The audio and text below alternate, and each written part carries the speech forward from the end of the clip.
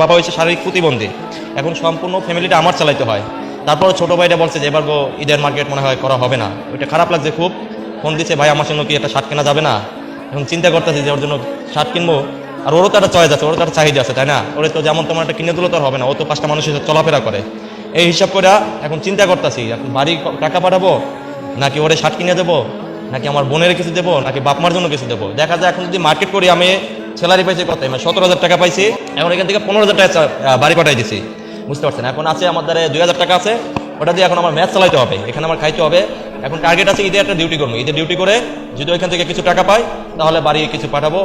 আর দেখি বাবা মাকে বলছি যে একটা ছোট ভাইকে অন্তত, যে জায়গা অত ছোট মানুষ অত বোঝে না, ও 12-13 বছর বয়স, ওর জন্য একটা শার্ট কিনতে বলছি। এছাড়া আর আমার কোনো বাজেট নাই আর কি, বুঝতে পারছেন? কারণ আমার ফ্যামিলি না, নিজের জন্য কিছুই নেই, নিজের জন্য আছে এই যে কোম্পানির শার্ট, এছাড়া আর কিছুই নাই। ঠিক আছে, বলতে আমার লজ্জা করতেছে, তারপর আমি বলতেছি, আমার মনের কথা বলতেছি। ঠিক আছে, আমারও মন চায় যে আমার ফ্যামিলিটাকে আমি বছরে একবার একটু কিছু কিনে দেই বা কিছু কেনাকাটা করে দেই। ঠিক আছে, কিন্তু আমার ওই জায়গায় শখ আছে, কিন্তু সাধ্য নাই। এই গল্পটা কিন্তু ওনার একার না, মধ্যবিত্ত পরিবারের প্রত্যেকটা ফ্যামিলির মধ্যে এরকম গল্প। ফ্যামিলির মধ্যে একটা থাকে তো আর একটা থাকে না। এমন হাজারো কষ্ট বুকে চাপা নিয়ে হাসি মুখে সবার সাথে মিশে থাকার নাম মধ্যবিত্ত জীবন। তারপরও দিন শেষে যখন আমরা পরিবারের সবাই একসাথে দুঃখ কষ্টগুলি ভাগ করে নিই, তখন মনে হয় যে পৃথিবীর সবচেয়ে সুখী মানুষ আমরা।